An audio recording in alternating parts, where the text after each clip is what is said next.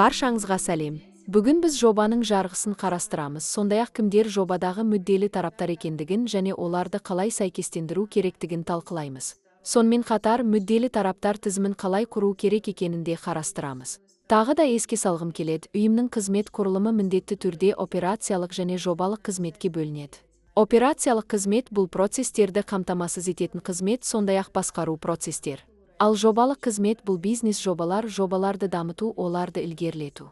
Мысалдар өте көп. Операциялық қызметке мысал ретінде оқу процесін, заңгерлік қызметті, тұрақты есептер тапсыруды келтіруге болады. Кадрлар бөлімі де үнемі операциялық қызмет бойынша жұмыс істейді.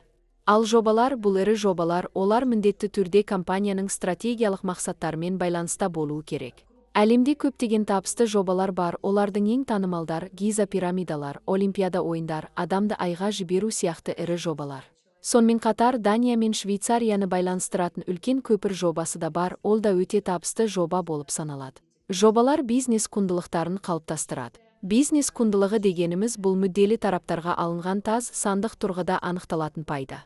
Бұл материалдық немесе материалдық емес пайда болуы мүмкін. Жобаға қатысушылар әртүрлі болуы мүмкін: тапсырышы, демеуші, тұтынушы, клиент, жобаның менеджері, жобалық офис, функционалды басшылар. Бұлардың барлығы жоба қатысушылары деп аталады, яғни жоба тобы. Жобада ең маңызды рөлді әрине жобаның жетекшісі немесе менеджері атқарады. Ол функционалдық басқару рөлін атқарады және жобаның сәтті іске асырылуына жауап береді. Жоба жетекшісі үлкен кәсіби дағдыларға ие болуы керек. Жобалар менеджментінің треугольнигі бар, ол қазіргі кезде барлық компаниялар мен жобалардың жетекшілері үшін маңызды құрал болып табылады.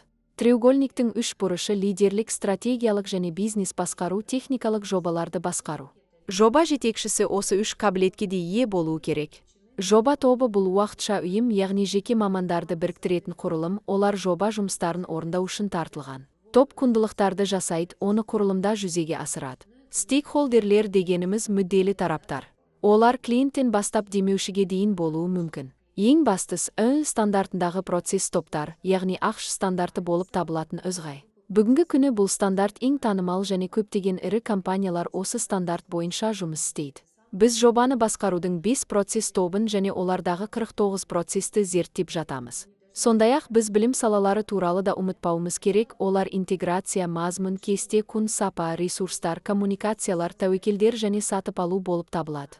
Жоба жарғысын әзірлеу процесіне келетін болсақ, бұл жобаның басталуын және аяқталуын нақты анықтау мақсатында жүргізіледі. Сіздер мұнда жобаны қалай жүзеге асыратынымызды анықтап, оған қажетті құралдар мен шығыстарды белгілеуіңіз керек. Жобаның мақсаттарын айқындау маңызды құрал болып табылады, және бұл мақсаттар қағидатына сәйкес болуы керек. Мақсаттар нақты өлшенетін, қол жеткізілетін, нәтижеге бағытталған және уақытқа байланысты болуы керек. Мақсаттарды бекіткеннен кейін жобаның жарғысын әзірлеу процесі басталады. Жоба жарғысы бұл жобаның ресми құжат, ол жобаның басталуы мен менеджердің тағайындалуын авторизациялайды. Жоба жарғысынан жоба жетекшісі мен компания құрылымының басшылар, сондай-ақ мүдделі тараптар туралы ақпараттар, сондай-ақ жоспардың күнтізбесі болуы керек. Мүдделі тараптарды сәйкестендіру процесі маңызды. Біз командамен бірігіп, кімдердің мүдделерін ескеру керектігін анықтаймыз. Сонан соң мүдделі тараптар тізімін жасаймыз, оны қалай толтыру керектігі презентацияда көрсетілген.